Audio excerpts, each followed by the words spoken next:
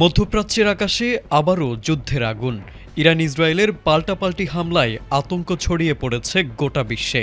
টানা বিস্ফোরণ, সাইরেন আর ক্ষেপণাস্ত্র প্রতিরোধ ব্যবস্থার গর্জনে কেঁপে উঠেছে অঞ্চল জুড়ে শহরগুলো।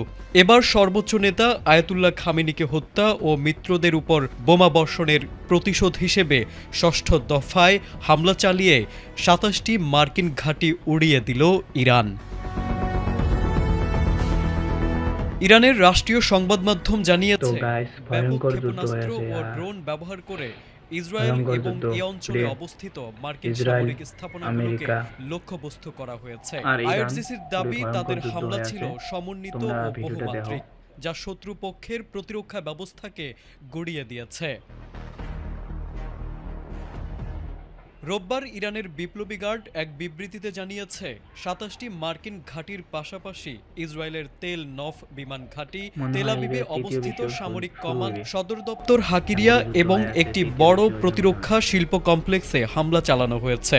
যদিও ক্ষয়ক্ষতির প্রকৃত চিত্র এখনও স্পষ্ট নয়, তবুও সামাজিক যোগাযোগ মাধ্যমে ছড়িয়ে পড়া ভিডিওতে আগুন ও ধোঁয়ার কুণ্ডলী দেখা গেছে বলে দাবি করা হচ্ছে। পরিস্থিতি মোকাবেলায় সর্বোচ্চ সতর্কতায় রয়েছে ইসরায়েলি প্রতিরক্ষা বাহিনী। এদিকে সংঘাতের নাটকীয় মোড় আসে যখন যুক্তরাষ্ট্র ইসরায়েলের যৌথ হামলায় ইরানের সর্বোচ্চ ধর্মীয় নেতা আয়াতুল্লাহ আলী খামেনি নিহত হয়েছেন বলে দেশটির রাষ্ট্রীয় সংবাদ মাধ্যম জানায়। শনিবার সকালের ওই হামলায় ইসলামী বিপ্লবের নেতা শহীদ হয়েছেন। একই হামলায় তার পরিবারের কয়েকজন সদস্য নিহত হয়েছেন বলে জানানো হয়। এ ঘটনার পর পুরো ইরানে ৪০ দিনের রাষ্ট্রীয় শোক ঘোষণা করা হয়েছে এবং ৭ দিনের সরকারি ছুটি কার্যকর হয়েছে। খামেনির মৃত্যুর পর প্রতিশোধের অঙ্গীকার আরও জোরালো করেছে ইরানের বিপ্লবী গার্ড। তাদের হুঁশিয়ারি, পর্যায়ক্রমে কঠোর ও ভিন্নধর্মী পদক্ষেপ নেওয়া হবে। তারেক আজিজ, এটিএন বাংলা। তো গাইস, তোমরা ভিডিওটা দেখলেন, ভয়ঙ্কর যুদ্ধ হয়ে আছে।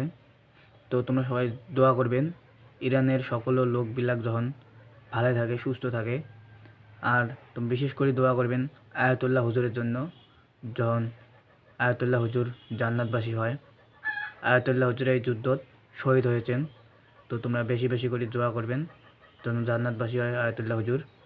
আর তোমরা এই ভিডিওটা বেশি বেশি করে শেয়ার করে দাও, যখন সবাই দেখতে পারে।